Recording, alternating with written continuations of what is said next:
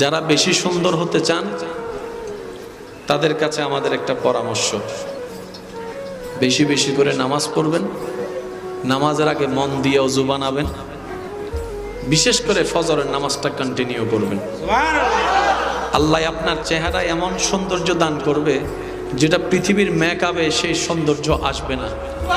কিছু সৌন্দর্য চোখে লাগে, পয়েন্ট এই জায়গায়, কিছু সৌন্দর্য চোখকে আকর্ষিত করে, আবার কিছু সৌন্দর্য এমন আছে যেটা মানুষের দিলকে আকর্ষণ করে, দিলকে আকর্ষণ করে।